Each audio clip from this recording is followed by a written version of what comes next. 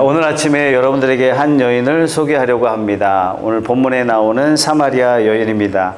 이 여인은 삶의 피곤함이 많았던 여인입니다. 결혼만 이미 5번을 했습니다. 오늘을 사는 우리도 이혼하고 재혼한다는 것이 보통 힘든 일이 아닌데, 이 여인은 지금으로부터 이미 2000년 전에 이혼한 것이 너무 힘든 그런 사회 속에서 4번이나 이혼했고 5번이나 결혼했습니다. 이 세상에 이혼을 하고 싶은 여자가 어디 있으며 결혼을 많이 했다고 자랑하는 사람이 어디 있겠습니까? 매번 남자를 만날 때마다 이 남자만큼은 정말 나를 사랑해 줄까, 정말 나를 이해해 줄 이런 남자가 아닐까라는 그런 기대감을 가지고 결혼했지만, 결혼하고 난 다음에 남자는 무정한 남자로 변해버렸고 남자에게서 버림받아서 할 수 없이 이혼했을 것입니다. 5번이나 결혼했다는 것은 이 여자 마음속에 깊은 목마름이 있다는 증거입니다. 나를 사랑해 줄 수 있는 사람, 나를 이해해 줄 수 있는 사람, 나를 있는 모습 그대로 용납해 줄 수 있는 사람이 늘 필요했는데 만날 때마다 아니었습니다. 이제는 혼자 살아야지 했는데 그렇게 이해해 주고 사랑해 줄 것 같은 남자가 나타났어요. 이 여자는 다시 기대감을 가지고 결혼하고 이 남자와 더불어서 행복한 가정을 꾸릴 수 있지 않을까라는 기대감이 있었지만 결국 아니었습니다. 또다시 모험에 뛰어듭니다. 그러나 어디에서도 참된 사랑은 없었고 참된 이해는 없었습니다. 이러기를 5번이나 반복한 여자입니다. 이 여자의 인생은 그야말로 피곤한 인생이에요. 여러분, 유대인의 법에 3번까지는 이혼이 허락된다는 법이 있어요. 근데 이 여자는 5번이나 결혼했는데도 마음에 채워지지 않는 목마름이 마음 깊숙이 있습니다. 나를 이해해주고 나를 사랑해줄 사람이 어딘가는 있겠지, 이런 목마름 때문에 이 남자 저 남자 남자들을 찾아다녔고, 그러나 결국 가슴만 태운 채 평판만 나빠졌습니다. 여전히 목마름은 채워지지 않은 피곤한 여자입니다. 여러분, 이런 목마름과 갈증, 피곤함은 2000년 전 이 여자에게 국한된 것이 아니라 어쩌면 이게 우리 모습이 아닌가, 저는 그렇게 생각합니다. 우리 마음속에도 이런 목마름이 있어요. 관계에 대한 목마름이 있어요. 누군가로부터 막 인정받고 싶은 그런 목마름이 우리에게는 사실 있습니다. 우리는 정말 나 있는 그대로 나를 이해해주고 나를 사랑해줄 이런 관계를 정말 기대합니다. 그래서 여러 사람들을 만나기도 하고 각종 모임에 참여하기도 합니다. 하지만 마음에 오는 것은 실망밖에 없어요. 절망밖에 없습니다. 환멸을 느낍니다. 그래도 그 가운데 가장 나를 이해해주고 사랑해 줄 것 같은 사람과 결혼하지만, 감사하며 애쓰며 살아보기로 결단하고 다짐도 하지만 마음속에는 통증처럼 느껴지는 절박함, 목마름, 갈증, 저와 여러분들은 이런 갈증과 목마름들을 다 가지고 살아가고 있습니다.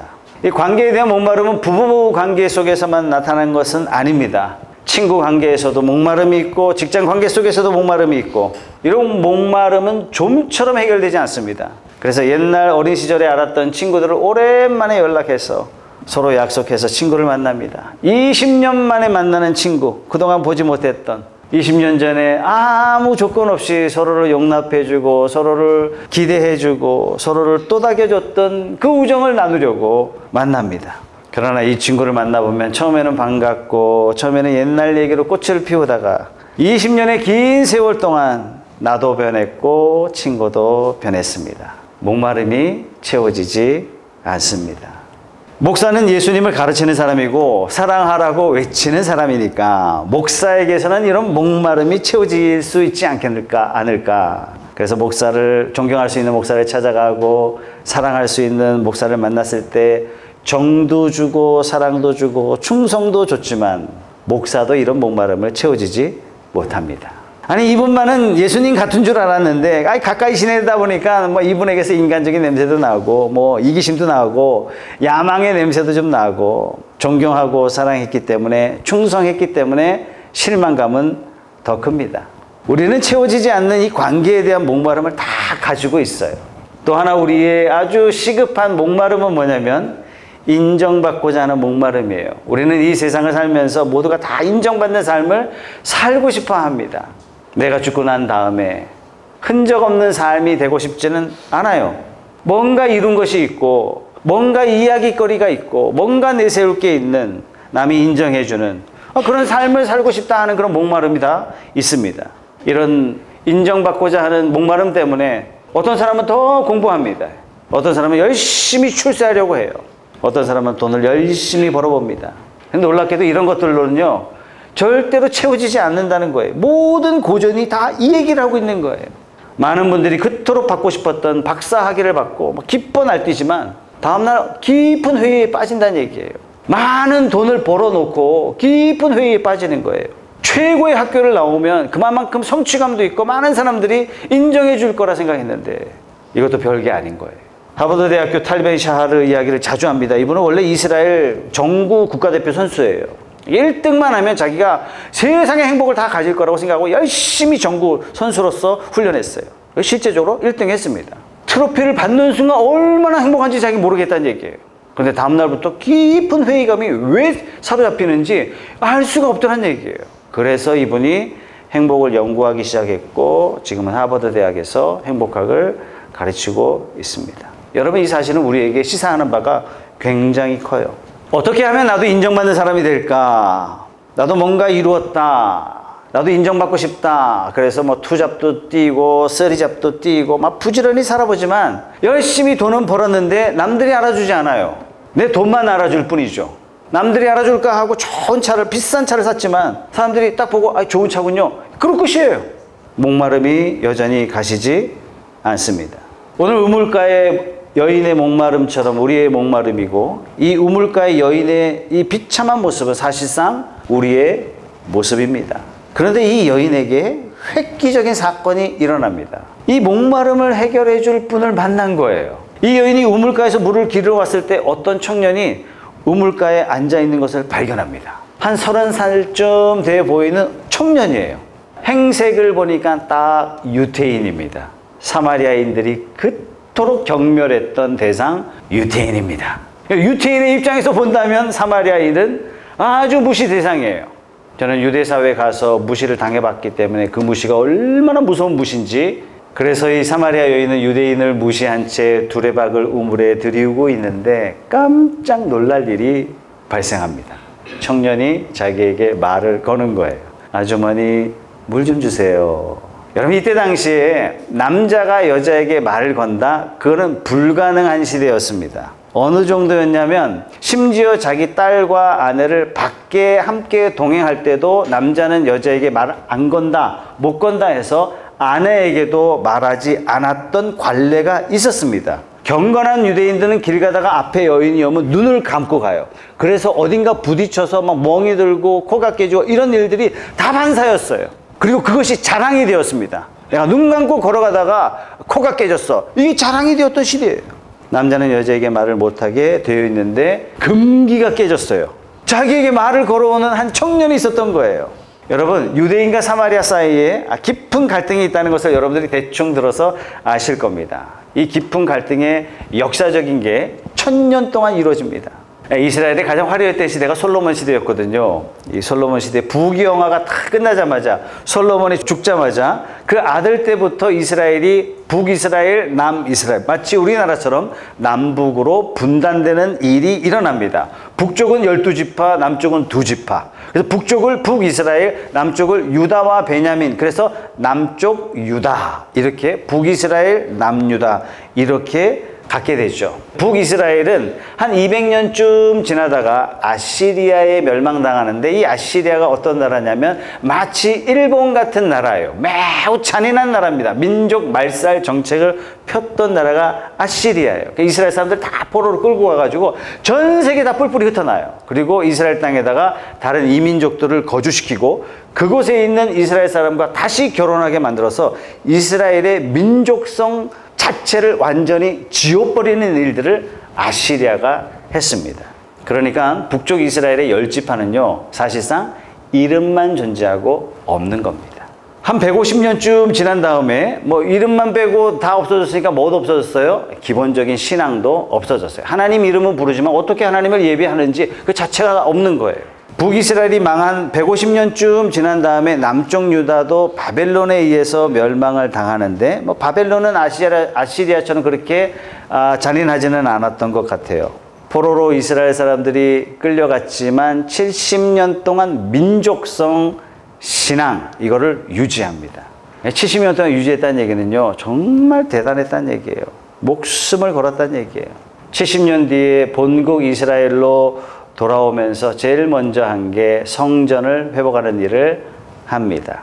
도시를 재건합니다. 이게 에스라, 느헤미야, 에스더 이 성경입니다. 바로 이 시대에 말씀을 선포했던 사람이 다니엘, 에스겔, 예레미야 이런 분들이에요. 자, 도시를 재건할 때 북쪽 이스라엘 사람들이 와가지고 야, 그거 힘든데 우리가 나무 들어줄게 뭐 이렇게 돌 우리가 들어줄게 이렇게 한 거예요. 그때 유대 사람들이 너희는 민족성도 버렸고 하나님도 버렸기 때문에 함께 할 수 없어. 선을 명확하게 거버렸어요. 이때부터 미움의 관계가 시작됐습니다.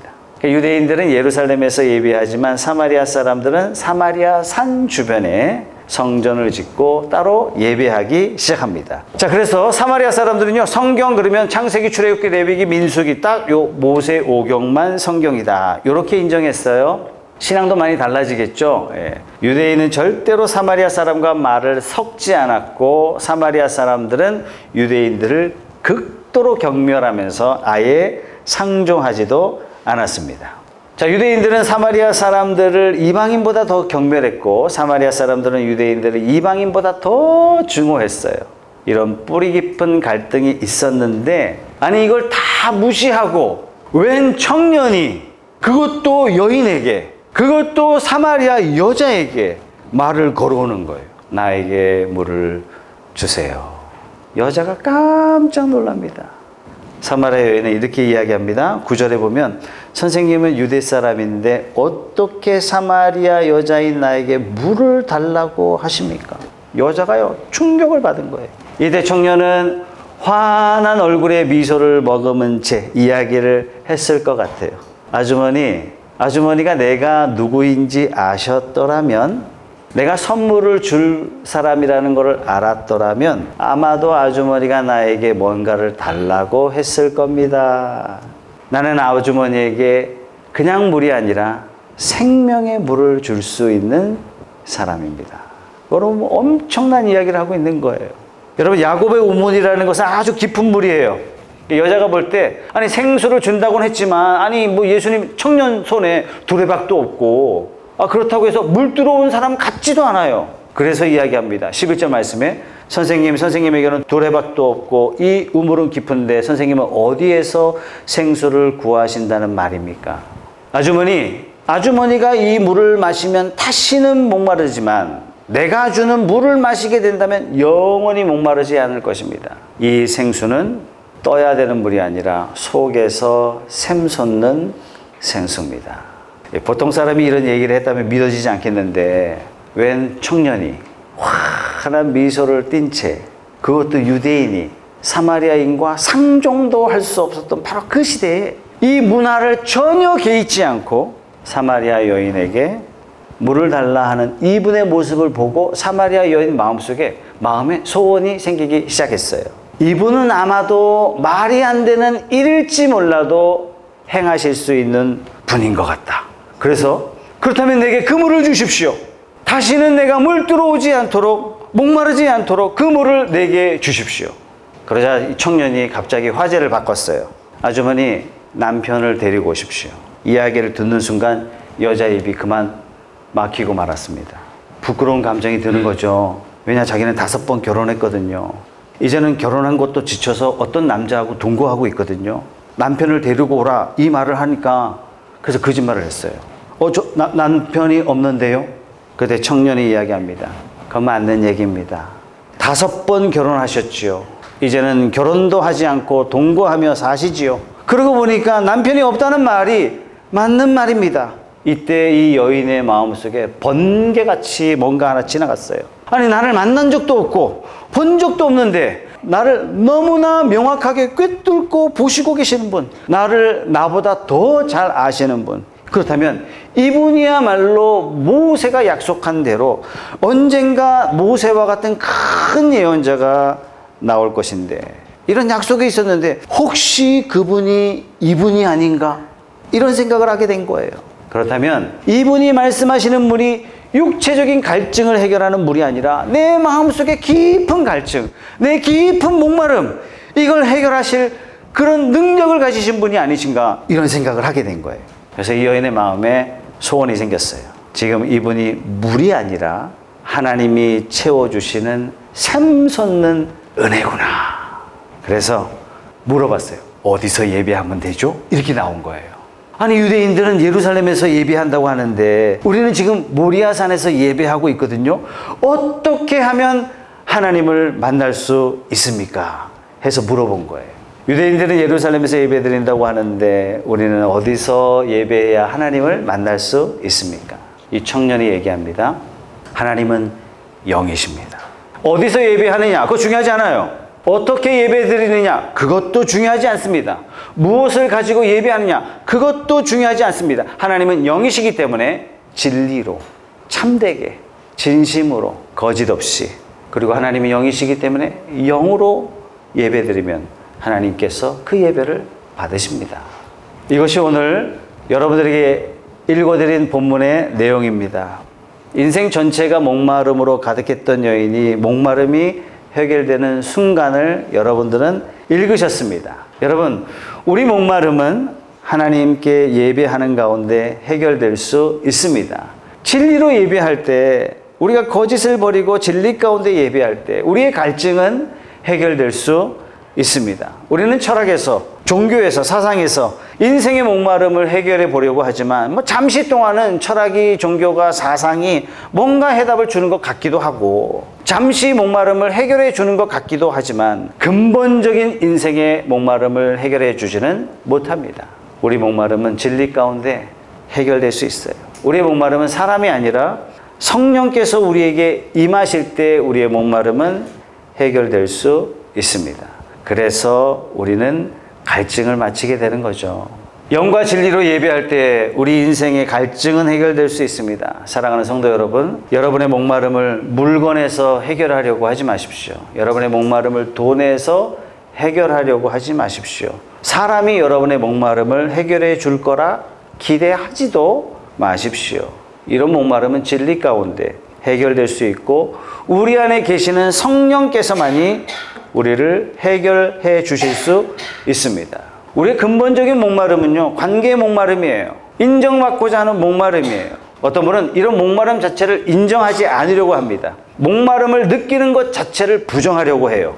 잘못된 거다 이렇게 생각합니다. 그래서 사람과의 관계 속에서 좀 딱딱한 사람이 되고 맙니다.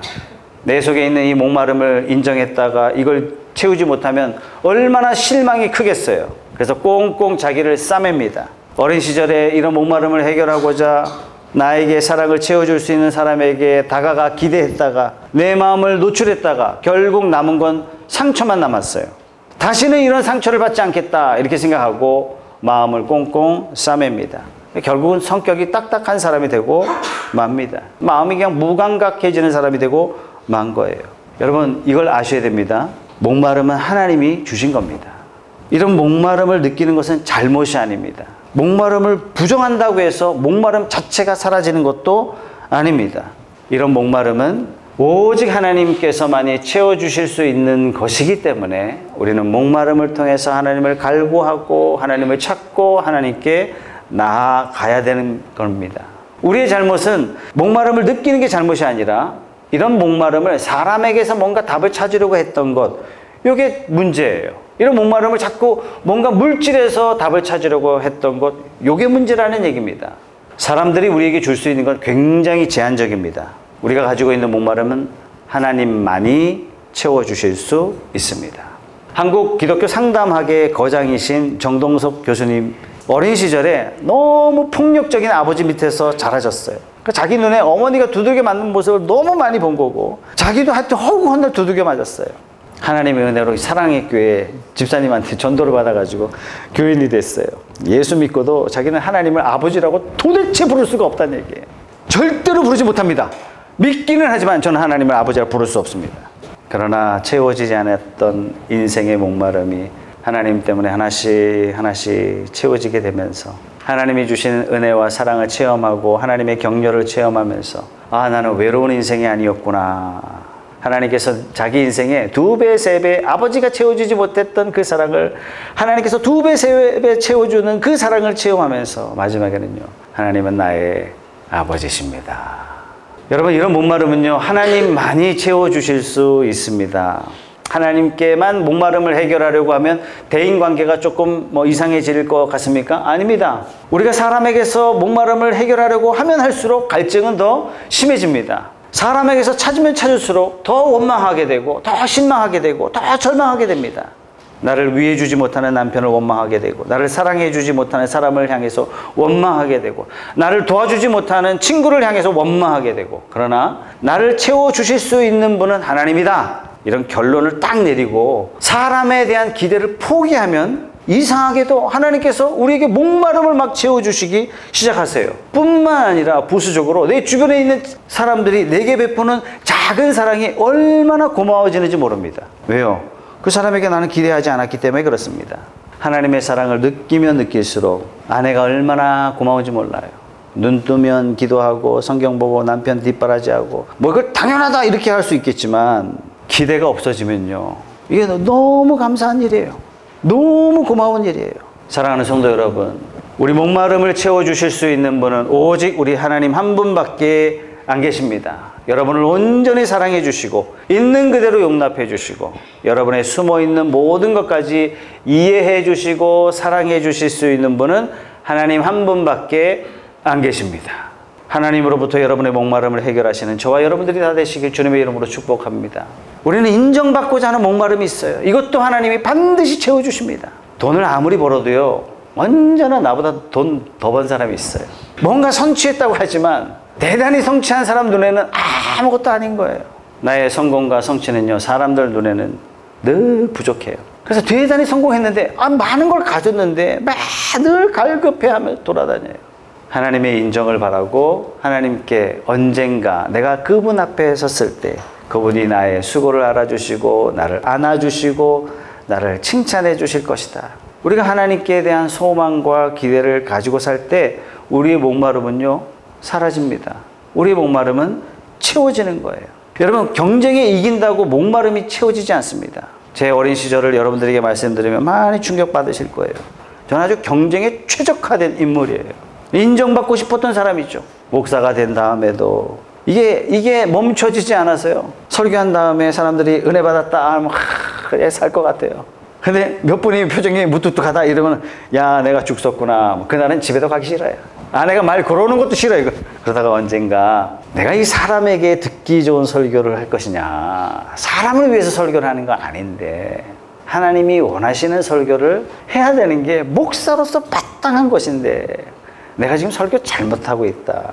사람들의 평가를 받을 것이 아니라 하나님의 평가를 받아야 되는 것이 이게 진정한 목회자인데, 내 목마름을 채워주실 수 있는 분은 하나님이시다. 내가 하나님께 인정받아야 된다. 이런 생각을 딱 하고 나니까요, 설교가 한결 편안해졌어요. 하나님이 원하시는 메시지를 전할 때 사람이 듣든지 아니 듣든지 그건 중요하지 않아요. 나는 내 할 일 했고 내가 하나님 앞에 딱 섰을 때 그래도 내가 시킨 일 잘했다. 이렇게 생각하니까요, 내 마음속에 있는 갈증들이 싹 사라지는 거예요. 만화 사도행전 1, 2, 3권이 있거든요. 이우현 작가예요. 이우현 작가는요, 본래 음란 만화 작가였습니다. 돈과 명예를 쫓았던 사람이죠. 사람들로부터 막 인정받고 싶어 했어요. 근데 제가 이 작가의 옛날 비포 얼굴을 알고 있거든요. 얼굴이 얼마나 피폐한지 거의 죽음 직전에 사단의 얼굴 같아요. 얼굴에 음란과 탐욕이 막 붙어 있어요. 여러분 자세히 보면 보입니다. 근데 이분이 어느 날 은혜 받고 다 버렸어요. 내가 무명해져도 그렇게 죽어도 난 상관없습니다. 내가 이 기독교 만화 작가 해서 굶어 죽어도 난 상관없습니다. 대신 하나님 원하시는 삶을 살겠습니다. 그래서 처음 만든 게 사도행전 1, 2, 3권입니다.